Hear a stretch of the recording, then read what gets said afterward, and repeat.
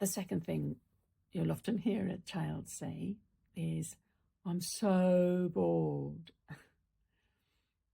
And there you are. You've been providing entertainment, getting a pizza, going and playing football with them, or they've come back from school, or they're with their relatives, and you can see that face, that blank face, as I'm so bored.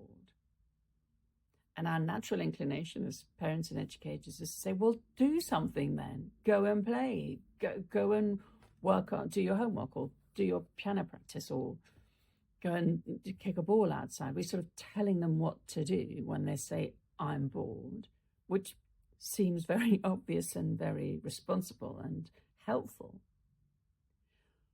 But if we just pause and say, hang on a minute, the brain, and especially the ADHD brain, is on hyper alert most of the time, because we don't have a filter, and because all the things that are happening to us are all on like sort of first plane. It's like we can hear the honking car, and we can the vacuum cleaner there, and the door slamming, and a bird squawking, and a child screaming. It's all on like it's all coming at us at the same time, at the same level.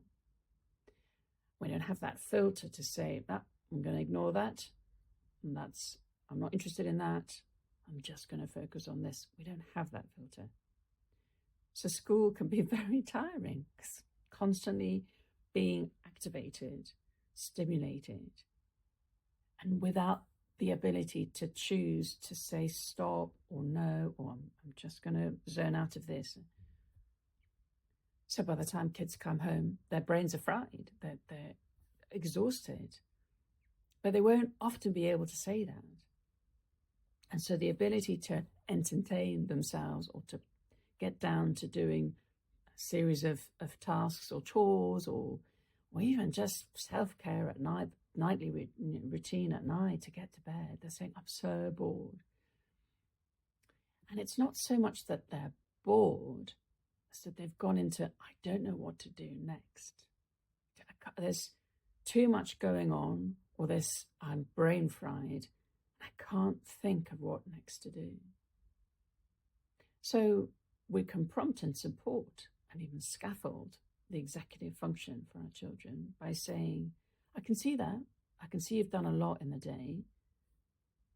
Take half an hour out. Do something you really love. And then we'll come back to this task or this chore or whatever it is that we need to get prepared for. Which means that we have to allow a significant amount of time. But I think this is the key principle, especially with ADHD kids, is to start them off.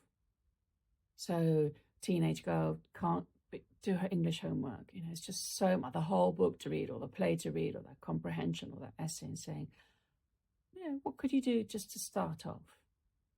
Do you want to do like a sort of mood board of the plot? Do you want to just jot down the characters? Do you want to look at the particular technique that you're studying? Just zoom in into one thing, and maybe just jot that down, or write that down, or keep that in mind. And that helps just to bring that overwhelming task of whatever it is down to the first thing that they could do. There's a lot of other things they need to do, but just to start with the first thing.